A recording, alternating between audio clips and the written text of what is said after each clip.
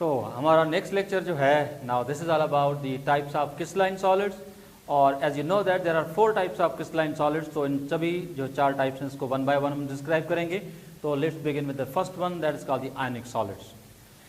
आयनिक solids जो हैं, now they are number 1 composed of positive and negative ions held together by strong electrostatic force। ठीक है, electrostatic force call ionic bond. ठीक, number 1। पर एक बात याद रखें कि आयनिक सॉलिड्स को आयनिक सॉलिड्स क्यों कहते हैं, इसको 2 तरह से आंसर दिया जा सकता है। नंबर 1, एक तो उसका हम आंसर दे सकते हैं कि these solids are composed of ion, cation and anion, positive ion cation, negative ion anion, as you know. हम इसका दूसरा जवाब यूं भी ले सकते हैं कि these solids since have the electrostatic force, that electrostatic force is called ionic bond. तो ionic bond, that's why simply the solids are called ionic solids. तो इसके 2 तरह से पॉसिबल आपके क्वेश्चंस हो सकते हैं। नंबर 1, अब आते हैं कि आयनिक सॉलिड जो हैं इसके कुछ एग्जाम्पल।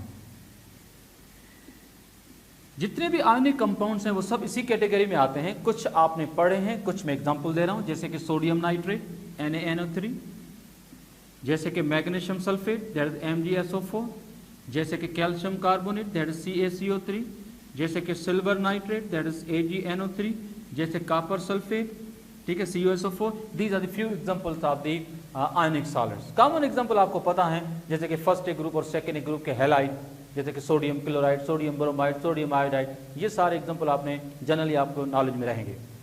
अब आते हैं कि जो आयनिक सॉलिड्स हैं उनके जनरल कैरेक्टरिस्टिक क्या हैं, कि आयनिक सॉलिड की पहचान क्या है। नंबर 1, आयनिक सॉलिड जो होते हैं they are number 1 brittle. Ionic solid जो होते हैं वो क्या होते हैं, ब्रिटल होते हैं, because by forcing the solids easily broke down. ठीक है, दी सॉलिड्स क्या होते हैं, इजिली ब्रेक होते हैं। फॉर एग्जांपल, इसकी ब्रिटिलिटी को समझने के लिए फर्स्ट कर लेते हैं कि ये हमारे पास कुछ पार्टिकल्स हैं। ठीक है, you can see positive negative and positive. तो आप देख सकते हैं कि ये जो आयंस हैं ये अल्टरनेटिव पोजीशंस पे आपस में कनेक्टेड है। आप देख सकते हैं कि एक पॉजिटिव आयन जो है उसकी सराउंडिंग में सारे नेगेटिव आयन है, और नेगेटिव आयन जो होता है उसकी सराउंडिंग में सारे कौन से हैं, पॉजिटिव आयन। सपोज करो इस क्रिस्टलाइन सॉलिड को, जो कि आयनिक सॉलिड है, उसकी किसी भी एक सर्टेन पोजीशन पे अगर फोर्स लगाई जाए, और फोर्स लगाने से अगर ये पूरी की पूरी लेयर अगर डिस्प्लेस हो, तो आप जानते हैं कि पॉजिटिव और नेगेटिव ये दोनों जो चार्जेस हैं वो एक ही लाइन में आएंगे, एक ही लाइन में आएंगे। तो सिमिलर चार्जेस जब एक लाइन में आएंगे तो एक दूसरे को क्या करेंगे, रिपेल करेंगी, और रिपेल करेंगी तो आयनिक सॉलिड का एक हिस्सा दूसरे हिस्से से क्या हो जाएगा, वो सेपरेट हो जाएगा, और इसको कहते हैं breaking of a crystal. And this is why I am calling these solids are simply brittle. ये सॉलिड्स क्या होते हैं, ब्रिटल होते हैं। नंबर 1। बाकी प्रॉपर्टीज जो हैं, जैसे कि हाई मेल्टिंग पॉइंट्स, ठीक है, high boiling point, high density, इनकी मेल्टिंग पॉइंट हाई होती है, इनकी बॉइलिंग पॉइंट भी हाई होती है, और इवन इनकी डेंसिटी भी हाई होती है। एक सिंपल एग्जांपल अगर मेल्टिंग पॉइंट का लें, तो आप जानते हैं कि सोडियम क्लोराइड, आम नमक जो हम घर में यूज करते हैं, जो कि one of the best example of ionic solid, उसकी मेल्टिंग पॉइंट है 801 degree Celsius. Now just look at the ionic solid and having the high melting point about 801 degree Celsius. तो इस सिंपली मीन कि ion जो होते हैं उनके बीच में इलेक्ट्रोस्टैटिक फोर्स बहुत ज़्यादा स्ट्रांग होती है, और इस वजह से इन सॉलिड को मेल्ट करने के लिए हमें टेम्परेचर बहुत ज़्यादा चाहिए। नंबर 1। इसके साथ साथ जो आयनिक सॉलिड्स जो होते हैं उनमें एक पॉइंट ये है कि soluble in polar solvents like water. ठीक है, पर हम फ्यूचर में इस डिस्कशन को और भी डिटेल मिलेंगे जब चैप्टर 4 पे आएंगे। वहां पर आप डिस्कशन में यूं जाएंगे कि सिर्फ आयनिक सॉलिड वही पानी में सॉल्युबल होते हैं जिनकी हाइड्रेशन एनर्जी ज्यादा हो और जिनकी लेटेस्ट एनर्जी कम हो। क्योंकि आमतौर पे जितने एग्जांपल आपके सामने हैं, इसमें एक्सेप्शनली करीबन सारे ही कंपाउंड जो हैं वो पानी में सॉल्युबल हैं, सिवाय कैल्शियम कार्बोनेट के, क्योंकि यहाँ पर लेटेस्ट एनर्जी ज़्यादा है। और इवन सेकंड नंबर जो लीस्ट सॉल्युबल है वो है मैग्नीशियम सल्फेट, क्योंकि सेकेंड ग्रुप के जो सल्फेट्स होते हैं या कार्बोनेट्स होते हैं उनकी सॉल्युबिलिटी कंपैरेटिवली फर्स्ट ग्रुप के मुकाबले में थोड़ी सी कम होती है because of the high latest energy. ठीक है, तो यूजुअली ये सॉल्युबल होते हैं किसमें, पोलर सॉल्वेंट्स में। जैसे कि आपने सुना होगा एक केमिस्ट्री में कहावत है कि लाइक डिजॉल्व लाइक, जैसा सॉलिड होगा वैसे सॉल्वेंट में डिजॉल्व होगा। तो क्योंकि ये खुद पोलर होते हैं, चार्ज रखते हैं, तो सॉल्वेंट भी पोलर चाहिए जिसमें ये इजीली सॉल्युबल हो। ठीक, इसके अलावा एक और प्रॉपर्टी है जो इनको डिस्टिंग्विश करती है, वो है कि बैड कंडक्टर्स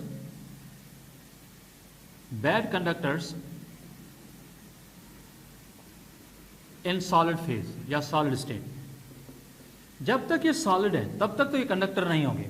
उसकी बेसिक वजह यह है कि जब तक सॉलिड है तो आयंस जो होते हैं वो एक जगह पे फिक्स होते हैं। जब आयन एक जगह पे फिक्स होंगे तो चार्ज फ्लो नहीं करेगी, तो कंडक्शन भी नहीं होगी। ये इलेक्ट्रिकल कंडक्टर तब होते हैं जब या तो उनको मेल्ट किया जाए या तो उनकी आपको सॉल्यूशन बनाई जाए। क्योंकि आप जानते हैं कि जब हम इन सॉलिड को मेल्ट करेंगे तो आयंस डिसलोकेट हो जाएंगे और आयंस मूव करेंगे, आयंस मोबाइल होंगे तो कंडक्शन हो सकती है। या फिर इन सॉलिड्स को अगर हम पानी में डिजॉल्व कर दें तो भी आप जानते हैं कि इन आयनिक कंपाउंड को पानी में डिजॉल्व करेंगे तो आयनाइजेशन होती है, और आयनाइजेशन से भी आयन सेपरेट होते हैं और इस सूरत में आयंस मोबाइल होते हैं और कंडक्शन हो सकती है। तो simply bad conductors in solid state, but इस सेंटेंस को अगर हम थोड़ा सा बढ़ाएं तो लिख सकते हैं but become good conductors in fuse state are in the form of aqueous solution, या इनको aqueous solution बनाई जाए या तो इनको फ्यूज स्टेट में लाया जाए। And you better know fuse state the molten state, पिघली हुई हालत जिसमें किसी भी सॉलिड को स्ट्रांगली हीट करके उसको मेल्ट किया जाए, तो फिर ये कंडक्शन कर सकते हैं, अदरवाइज नॉट पॉसिबल। इसके अलावा जो आयनिक सॉलिड्स होते हैं, ठीक है, आप ये भी जानते हैं कि आयनिक सॉलिड जो होते हैं इनकी अगर हम बेसिक पे जाएं तो आप जानते हैं कि इनकी, मैंने जैसे पहले लिखा था कि इसकी डेंसिटी भी हाई होती है। डेंसिटी का हाई होना भी इस वजह से है क्योंकि पार्टिकल्स बहुत ज़्यादा टाइटली पैक्ड होते हैं, इस वजह से गिवन वॉल्यूम पे मास ज़्यादा होता है तो डेंसिटी भी इनकी ज़्यादा होती है। तो ये जनरल कैरेक्टरिस्टिक है किसके, आयनिक सॉलिड्स के। अब आते हैं कि आयनिक सॉलिड के बाद एक सेकेंड टाइप जो है सॉलिड की, टाइप्स ऑफ क्रिस्टलाइन सॉलिड का सेकेंड टाइप जो है इसको हम कहते हैं कोवलेंट सॉलिड्स। अब जो कोवलेंट सॉलिड्स हैं, these are sometime called network solid. Covalent solids को हम कभी कभार क्या बोलते हैं, नेटवर्क सॉलिड्स। तो now let's see covalent solids जो होते हैं इनको कोवलेंट क्यों कहते हैं और नेटवर्क सॉलिड क्यों कहते हैं। तो नाउ लेट्स सी, सबसे पहली पॉइंट कि these solids are composed of atoms and these atoms are held by covalent bond. ठीक है, ये एटम्स के बने होते हैं और एटम्स की जो कनेक्टिविटी है वो कोवलेंट बॉन्ड होता है। ठीक है, इसके कुछ एग्जांपल लेता हूं, फिर आप उसके एग्जांपल के थ्रू सीखेंगे कि why we are calling them as a network solid. Now let's see, इसके एग्जांपल अगर देखें जैसे कि डायमंड, जैसे कि ग्रेफाइट, ठीक है, इसके अलावा सिलिका जिसको आप सैंड भी कह सकते हैं, ठीक है, और इसके अलावा जो है कोरंडम, इसके अलावा जो है कार्बोरंडम। तो these are the few example of this category. इसके अलावा भी काफी एग्जांपल्स हैं जैसे कि जो है सिलिकॉन जो है कार्बाइड जिसको हम कोरंडम कहते हैं, ये भी इसी कैटेगरी में आता है। तो मैं चलो शुरुआत करता हूं कि भाई इन कोवलेंट सॉलिड जो हैं जिनको नेटवर्क सॉलिड कहते हैं इनको किस तरह से डील किया जाए। तो पहला मैं एग्जांपल ले रहा हूं डायमंड, और फिर ग्रेफाइट का भी थोड़ा बहुत जिक्र किया जाएगा और इनकी स्ट्रक्चर के थ्रू हम सीखने की कोशिश करेंगे कि why they are called network solid. तो नाउ लेट्स सी डायमंड। आप सब जानते हैं कि जो डायमंड है, ठीक है, जो डायमंड है इसकी कंपोजिशन है सिर्फ कार्बन, कभी कभार इसको हम लिखते हैं C(N). Entire structure of diamond contains only carbon, and each carbon in the diamond, as you know, it is sp3 hybridized. Her carbon अगर sp3 हाइब्रिडाइज है तो आप ये भी जानते हैं कि एक कार्बन जो होगा वो फिर 4 और कार्बन एटम के साथ कनेक्टेड होगा थ्रू कोवलेंट बॉन्ड। अरेंजमेंट आप देख सकते हैं ये टेट्राहेड्रल है।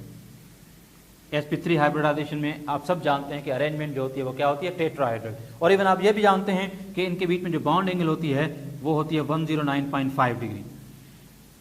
कार्बन कार्बन जो डिस्टेंस होता है डायमंड में वो राउंड अबाउट 1.54 एंगस्ट्रॉम होता है, जबकि आपने ये भी पढ़ा होगा कि कार्बन कार्बन सिंगल बॉन्ड है तो उसका डिस्टेंस होता है 1.54 एंगस्ट्रॉम। तो इसको भी हम फ्यूचर में डिस्कस करेंगे चैप्टर 4 में जब आएंगे। लेकिन याद रखो कि डायमंड में सिर्फ ऐसा नहीं होता कि एक कार्बन जो होता है वो सिर्फ 4 कार्बन के साथ कनेक्टेड हो, लाइक 1 2 3 एंड 4। ये जो 4 कार्बन होते हैं ये भी आगे 4 और के साथ कनेक्टेड होते हैं, ये भी 4 के साथ, ये भी 4 के साथ, ये भी आगे, यानी ऐसे कई कार्बन जो होते हैं वो आपस में टेट्राहेड्रली ही अरेंज होते हैं। तो इस तरह से मैंने कुछ कार्बन एटम आपके सामने प्रेजेंट किए हैं। And if I am going to draw at least 50 carbon atom, not more than that, सिर्फ 50 कार्बन में अगर इस अरेंजमेंट में इस बोर्ड पे मैं ड्रा कर दूं और इस स्ट्रक्चर को आपके सामने अगर आप उसको देखें तो मुझे बताओ कि वो स्ट्रक्चर आपको कैसी दिखेगी। Definitely that structure will look like a network, एक जाल सा महसूस होगा, क्योंकि उस पूरे जाल के अंदर हर एक कार्बन 4 और कार्बन एटम के साथ कनेक्टेड होगा और उनके बीच की जो अरेंजमेंट होगी वो टेट्राहेड्रल होगी। तो इसमें होता क्या है कि सारे एटम जब आपस में बॉन्ड बनाते हैं तो एक नेटवर्क सी पिक्चर बन जाती है। That's why these solids are simply called network solid. अच्छा, डायमंड में और कार्बोरंडम जो है इसमें एक ही बुनियादी फर्क है। हालांकि आप शायद जानते होंगे कि कार्बोरंडम जो है इसकी कंपोजिशन है silicon carbide, that SiC। Diamond में क्या होता है कि हर कार्बन आगे भी कार्बन के साथ कनेक्टेड है, बस कार्बोरंडम में क्या होगा कि एक कार्बन 4 सिलिकॉन के साथ, सिलिकॉन फिर से कार्बन के साथ, फिर वो कार्बन सिलिकॉन के साथ, और कार्बन और सिलिकॉन अल्टरनेटिव पोजीशन पे आपस में कोवैलेंटली बॉन्डेड होते हैं और अरेंजमेंट वही की वही होती है जो डायमंड में है, टेट्राहेड्रल। तो मुझे बताओ कि सिलिकॉन कार्बाइड जो कि कार्बोरंडम है इसमें सिलिकॉन और कार्बन इन दोनों के मिलने का जो रेशो होगा वो रेशो तो फिर भी 1/1 होगा। इस वजह से सिलिकॉन कार्बाइड जो होता है उसकी फॉर्मूला हम सिर्फ क्या लिखते हैं, सिलिकॉन कार्बाइड 1 सिलिकॉन 1 कार्बाइड, यानी कि यही इसका एम्पेरिकल फॉर्मूला है जिसमें हम सिर्फ रेशो शो करते हैं। Actual number of silicon, actual number of carbon show नहीं करते पूरी स्ट्रक्चर के, सिर्फ उसका रेशो लिखते हैं कि कितने रेशो में ये दोनों एटम आपस में बाइंड है। अच्छा, ग्रेफाइट में और डायमंड में थोड़ा सा फर्क है। जैसे कि डायमंड है इसमें कार्बन की चारों वैलेंसी सेटिस्फाइड है, नो इलेक्ट्रॉन इज फ्री। जो आपने सुना होगा कि डायमंड जो होता है वो बेसिकली बैड कंडक्टर होता है because of no available free electron और डीलोकलाइज्ड इलेक्ट्रॉन। पर ग्रेफाइट की स्ट्रक्चर को अगर हम थोड़ा सा डिस्क्राइब करें तो जरा देखें आगे। So here we have a graphite. Graphite जो है इसकी स्ट्रक्चर में भी आप देखें कि it only contains carbon, n number of carbon atom, ठीक है, n number of carbon atom. अच्छा, कार्बन एटम जो होते हैं ये ग्रेफाइट के अंदर sp2 हाइब्रिडाइज होते हैं। ग्रेफाइट के अंदर कार्बन की हाइब्रिडाइजेशन क्या होती है, sp2। और sp2 हाइब्रिडाइजेशन में आप जानते हैं कि every carbon should make at least 3 bond, और you can say not 3 bond but at least each carbon should connected with 3 other atom. जैसे कि ग्रेफाइट में एक कार्बन जो होता है वो एट ए टाइम 3 और कार्बन के साथ कनेक्टेड होता है, और इनकी जो अरेंजमेंट होती है this arrangement is called trigonal planar, और यह जो बाउंड एंगल होती है यहाँ पर ये होती है 120 डिग्री की। ठीक है, दूसरी बात ये है कि ये तो सिर्फ मैंने एक कार्बन की जो है अटैचमेंट या उसकी बॉन्डिंग शो की है बाकी कार्बन के साथ। आगे वाले कार्बन जो होंगे ये भी 3 के साथ, उसके आगे वाले भी 3 और कार्बन के साथ, जितने भी कार्बन होंगे सब के सब 3 कार्बन के साथ कनेक्टेड होंगे। और इस तरह से जब कई कार्बन एटम ट्रायगोनली जब अरेंज होंगे so they are going to form the hexagonal layers, hexagonal rings you can say. और इन हेक्सागोनल रिंग्स की जो अरेंजमेंट है ये कुछ यूं होती है। सपोज ये एक हेक्सागोनल रिंग है, इसको मैं आगे एक्सप्लेन कर रहा हूं कि इसमें कार्बन के एटम जो होते हैं वो ट्रायगोनली अरेंज कैसे होते हैं। तो फर्ज कर लेते हैं कि ये कुछ हेक्सागोनल रिंग्स हैं, ठीक है। ऐसे में एक और लेयर बना लेता हूं, ठीक है। तो just see how these atoms are connected in the graphite, ठीक है। अगर आप ध्यान से देखें तो मैं किसी भी एक पोजीशन को एक्सप्लेन कर सकता हूं लाइक दिस। सपोज ये डॉट कार्बन को रिप्रेजेंट कर रही है। इस कार्बन को देखें, ये 1, ये 2 और ये 3। अब आप देख सकते हैं कि ये अरेंजमेंट जो आपको नजर आ रही है ये भी ट्रायगोनल प्लेनर है। तो ऐसे कई कार्बन एटम जब ट्रायगोनली अरेंज होते हैं तो ये हेक्सागोनल लेयर्स बनाते हैं। एक बात और, each layer of the graphite is called graphene. Each layer of the graphite is simply called graphene, ठीक है। अब ये जो ग्राफीन होती हैं इनके बीच में जो कनेक्टिविटी होती है वो होती है वान डर वाल फोर्स। इन लेयर्स के बीच की जो कनेक्टिविटी होती है इसको हम क्या बोलते हैं, वान डर वाल फोर्सेस, ठीक है। अब क्योंकि कार्बन ने 3 बॉन्ड बनाए हैं, कार्बन ने 3 बॉन्ड बनाए हैं, हर कार्बन के साथ एक इलेक्ट्रॉन फ्री है, हर कार्बन के साथ जो एक इलेक्ट्रॉन फ्री है वही इलेक्ट्रॉन डीलोकलाइज होता है and is responsible for the conduction of electric current, and to know that कि diamond was a bad conductor but graphite is a good conductor, and because of that reason, इसी वजह से जहां कहीं भी carbon as a electrode इस्तेमाल किया गया है, इंटर क्लास में आपने बहुत सारे प्रोसेसेस पढ़े हैं जिसमें कार्बन को एज ए इलेक्ट्रोड यूज किया जाता है, तो वहां पर कार्बन का सिर्फ एक ही एलोट्रॉप यूज होता है and that is called graphite, उसको हम क्या बोलते हैं, ग्रेफाइट। तो आई होप कि आप समझ गए होंगे कि ये जो एलोट्रॉपी वाला कंसेप्ट है ये क्या है। एलोट्रॉपी का मतलब है कि एक ही एलिमेंट के डिफरेंट फॉर्म है, लाइक डायमंड एंड ग्रेफाइट, पर diamond was a bad conductor, graphite is a good conductor. ठीक है, अब आते हैं जनरल कैरेक्टरिस्टिक क्या हैं इन कोवेलेंट सॉलिड्स के, तो जरा देखें। इनकी भी जो मेल्टिंग पॉइंट होती हैं, इनकी भी जो मेल्टिंग पॉइंट होती हैं, बॉइलिंग पॉइंट होती हैं, वो हाई होती हैं, ठीक है, पर इनकी डेंसिटी जो होती है वो थोड़ी सी लो होती है। पर डायमंड की डेंसिटी का बहुत ज़्यादा होना, उसकी वजह यह है कि डायमंड जो है इसमें पैकिंग जो होती है एटम्स की वो बहुत ज़्यादा स्ट्रांग है, तो इस वजह से मास पर यूनिट वॉल्यूम ज़्यादा है। आपने इंटर क्लास चैप्टर नंबर 4 में पढ़ा होगा कि डायमंड जो होता है, मैं एक एग्जाम्पल ले रहा हूँ, डायमंड जो होता है इसकी डेंसिटी होती है 3.51 ग्राम पर क्यूबिक सेंटीमीटर, ठीक है। तो high density of diamond is because of the number of bonds पर एटम बहुत ज्यादा होते हैं, कनेक्टिविटी बहुत ज्यादा स्ट्रांग होती है, इस वजह से डायमंड एक्सेप्शनली हाई डेंसिटी रखता है। अदरवाइज जनरली अगर देखा जाए तो कोवेलेंट सॉलिड्स होते हैं, इनकी डेंसिटी कंपैरेटिवली लो होती है, ठीक है। कुछ और चीजें, ठीक है, एक चीज और लिख सकते हैं कि यूजुअली बैड कंडक्टर्स, ठीक है, एक्सेप्ट ग्रेफाइट, ग्रेफाइट को छोड़ें तो फिर तो आप जानते हैं कि ये जो होते हैं बैड कंडक्टर्स होते हैं। ग्रेफाइट कंडक्टर क्यों है, इसकी डिस्कशन मैंने आपको बता दी। Because in graphite every carbon contains free electron and that electron is delocalised within the layers of the graphene, जिसको हमने ग्रेफाइट की लेयर्स कहा था, ठीक है। And that's why graphite is a good conductor but not the diamond. तो I hope कि आप समझ गए होंगे कि what is the basic difference between the diamond and the graphite, ठीक है। अच्छा, एक और चीज जो है वो ये है कि अगर कोवेलेंट सॉलिड जो होते हैं इनमें कोई भी अगर सॉलिड ट्रांसपेरेंट है, मतलब जिसके सॉलिड में या जिस सॉलिड में लाइट एंटर हो सकती है, तो ऐसी सूरत में हम एक पॉइंट और भी ऐड कर सकते हैं, वो है हाई रिफ्रैक्टिव इंडेक्स। इनका रिफ्रैक्टिव इंडेक्स जो होता है वो हाई होता है। रिफ्रैक्टिव इंडेक्स बेसिकली रेशो होता है, ठीक है, angle of incidence to the angle of refraction, not the reflection. Refraction जिसमें लाइट अपना मीडियम चेंज नहीं करती या चेंज करती है, रिफ्रैक्शन में हमेशा मीडियम चेंज होता है, लाइटर टू डेंसर मीडियम या डेंसर टू लाइटर मीडियम। तो आई होप कि आप समझ गए होंगे कि what is the basic difference in between the ionic and the covalent solid. तो चलते हैं एक और पॉइंट की तरफ। Now that is the number 3rd and this is called metallic solid, ठीक है, मेटेलिक सॉलिड।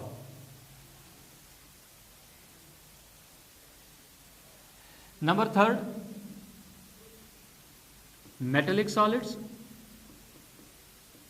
मेटेलिक सॉलिड्स जो होते हैं they are sometime called atomic solids. इनको हम क्या बोलते हैं, एटॉमिक सॉलिड्स। तो पहले तो ये कंप्लीट करने की कोशिश करते हैं कि मेटेलिक सॉलिड या एटॉमिक सॉलिड जो होते हैं इनको ऐसा क्यों कहते हैं और इनकी जनरल कैरेक्टरिस्टिक क्या है, इनके एग्जाम्पल क्या है। Metallic solids they are composed of neutral atom,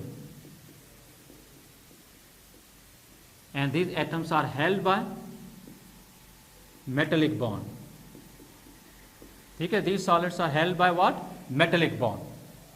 तो पहले तो ये देखना है कि ये मेटेलिक बॉन्ड है क्या, जिसमें एटम आपस में कनेक्टेड है इन द मेटल। तो पहले मैं इसके एग्जाम्पल क्लियर कर दूं, फिर मैं मेटेलिक बॉन्ड को डिस्क्राइब करने जा रहा हूं। Now look at the example में सिर्फ इतना ही लिख सकता हूं कि ऑल मेटल्स, इसके जो एग्जाम्पल है वो क्या है, ऑल मेटल, जितने भी मेटल्स हैं वो सब इसी कैटेगरी में आते हैं, ठीक है। वेल, तो अब आते हैं थोड़ा सा आगे। मेटेलिक सॉलिड को समझाने के लिए हमें मेटेलिक बॉन्ड जो है उसको समझना जरूरी है। मेटेलिक बॉन्ड को समझाने के लिए हमारे पास एक कंसेप्ट है, एक थ्योरी है, जिसके थ्रू मेटेलिक बॉन्ड सीखेंगे, और इस थ्योरी को कहते हैं इलेक्ट्रॉन सी मॉडल या कभी कभार इसको कहते हैं इलेक्ट्रॉन गैस मॉडल, इलेक्ट्रॉन सी मॉडल, या इसको क्या बोलते हैं, electron gas model.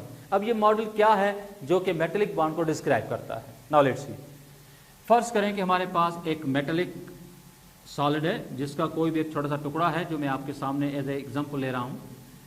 So this is suppose to be small piece of a metal, ठीक है। और यूं अज्यूम कर लेते हैं कि इस मेटल के जो एटम्स हैं, these are the suppose atoms like 1 2 3 4 5 6 7 and like that so many atoms are there. मैंने कुछ एटम एज एग्जांपल बना लिए। आपने सुना होगा जो मेटल्स होते हैं they are better loser of electron, या अच्छे इलेक्ट्रॉन लूजर होते हैं। इसके पीछे वजह यह है कि इनकी आईपी लो होती है। आईपी के लो होने के पीछे वजह यह है कि इनकी जो एटॉमिक रेडियाई होते हैं वो नॉन मेटल के मुकाबले में थोड़े से बड़े होते हैं। इसी बात का हम रीजन बना के सारी कहानी को पेश करेंगे कि मेटेलिक बॉन्ड क्या है। क्योंकि मेटल्स के जो एटम होते हैं उनके रेडियाई थोड़े से बड़े होते हैं, तो इस वजह से इन एटम्स के जो वैलेंस इलेक्ट्रॉन होते हैं वो न्यूक्लियस के साथ बाउंड नहीं होते, न्यूक्लियस के अट्रैक्शन में बहुत कम होते हैं। तो ये माना जाता है कि हर एटम का जो वैलेंस इलेक्ट्रॉन है वो आउट ऑफ एटम है। ये समझो एटम है, इसका वैलेंस इलेक्ट्रॉन एटम से बाहर है, इसका न्यूक्लियस है, इसका वैलेंस इलेक्ट्रॉन एटम से बाहर है, ये एटम जो है इसका इलेक्ट्रॉन बाहर। हर एटम का वैलेंस इलेक्ट्रॉन जो है वो एटम से बाहर है। Being a big size of the atom, electrons are not confined with the atom. But what electron? Only the valence electron, not the all electron. सिर्फ वैलेंस इलेक्ट्रॉन न्यूक्लियस की पकड़ में नहीं होते because of the bigger size. और ये जो electrons होते हैं ये एटम के बीच में जो स्पेसेस होती है इसमें रेंडमली इधर उधर से मूव कर रहे होते हैं, इधर से जहां भी स्पेस मिली इनके बीच में इलेक्ट्रॉन्स उन स्पेसेस के बीच में रेंडमली मूव कर रहे होते हैं। And this electrons are behaving like random motion, क्योंकि इनमें जो इलेक्ट्रॉन की जो मोशन है वो रैंडम होती है एटम्स के बीच में। इसी वजह से हम इस पूरी सिचुएशन को कहते हैं इलेक्ट्रॉन सी, या फिर इसको कहते हैं इलेक्ट्रॉन गैस। और गैस इस सेंस में कहते हैं because particles motion is random. और यही इलेक्ट्रॉन जब एटम से बाहर होते हैं तो बाकी पीछे जो बचे हुए जो पॉजिटिव न्यूक्लियाई हैं, इन पॉजिटिव न्यूक्लियाई और नेगेटिव इलेक्ट्रॉन के बीच में होती है इलेक्ट्रोस्टैटिक फोर्स, और यही इलेक्ट्रोस्टैटिक फोर्स इन एटम्स को आपस में बाइंड करके रखती है। इसी इलेक्ट्रोस्टैटिक फोर्स का दूसरा नाम क्या है? Metallic bond. What you call this one? Metallic bond. तो जितने पर एटम वैलेंस इलेक्ट्रॉन ज्यादा बाहर होंगे उतना मेटेलिक बॉन्ड स्ट्रांग होगा। तो मैं एक सेंटेंस लिख के बात को आगे बढ़ा रहा हूं, वो ये कि greater the number of valence electron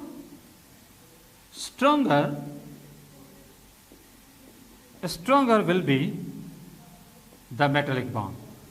जितने नंबर ऑफ वैलेंस इलेक्ट्रॉन ज्यादा होंगे मेटेलिक बॉन्ड उतना ही ज्यादा स्ट्रॉन्गर होगा।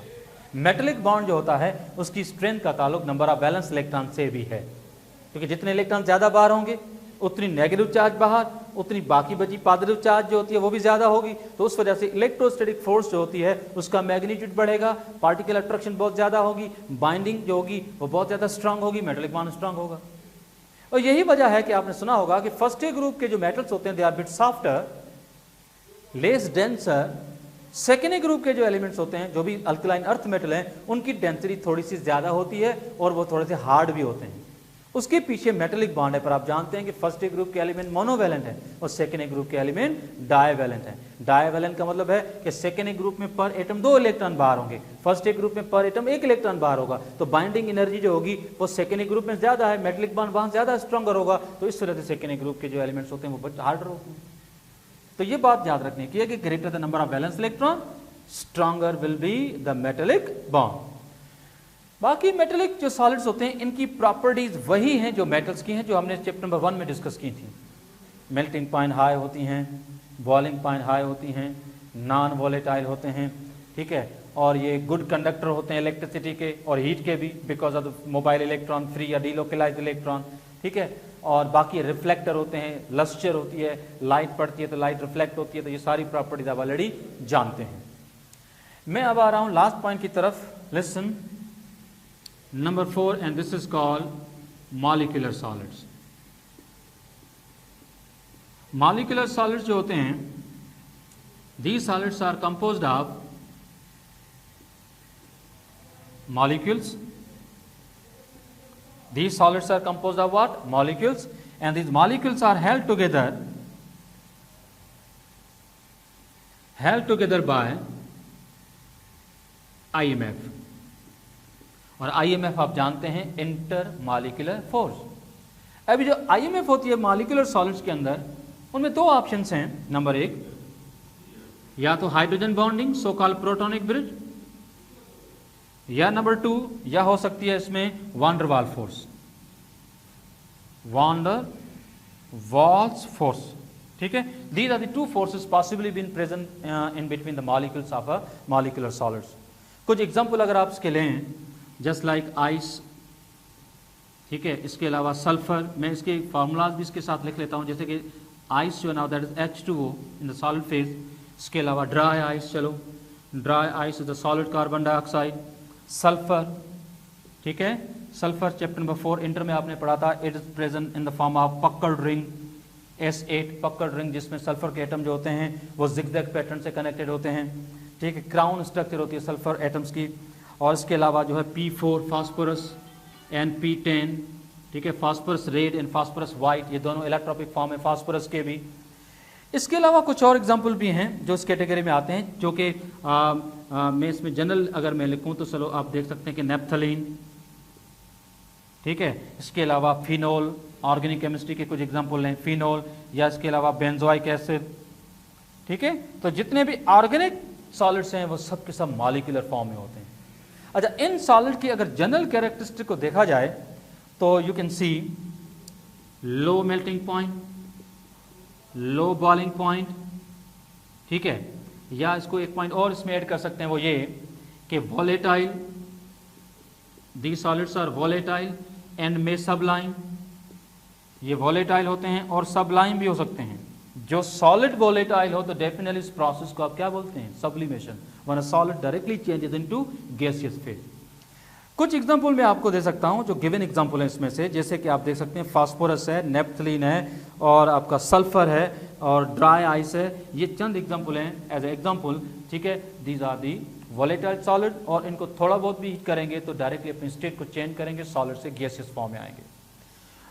और इसके साथ एक चीज मैं लास्ट में ऐड कर रहा हूं, वो ये है कि बैड कंडक्टर्स हैं,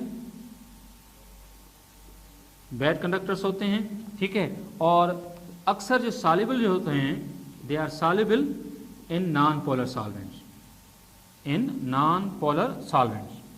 तो आखिर के जो दो पॉइंट्स हैं, ये एक इन जनरल पॉइंट्स हैं। हो सकता है कि कुछ पर्टिकुलर मॉलिक्यूलर सॉलिड्स कंडक्टर भी हों, जैसे कि आपने सुना होगा वाटर कंडक्टर है।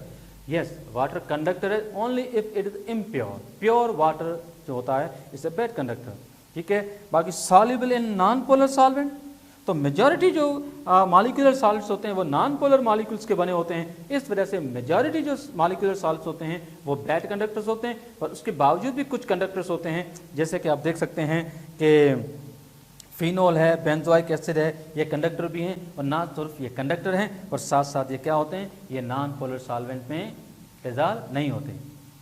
मैंने आपको पहले ही कहा कि मॉलिक्यूलर सॉलिड में सिर्फ वही नॉन पोलर सॉल्वेंट में सॉल्युबल होंगे जो नॉन पोलर नेचर के होंगे, पर इसमें बेंजोइक एसिड है, फिनोल है, ठीक है। और ये चंद एग्जांपल मैंने आपके एग्जांपल के तौर पे लिए हैं जो कि पोलर नेचर के हैं, तो उनकी सॉल्युबिलिटी भी पोलर सॉल्वेंट में होगी। So that's it for lecture.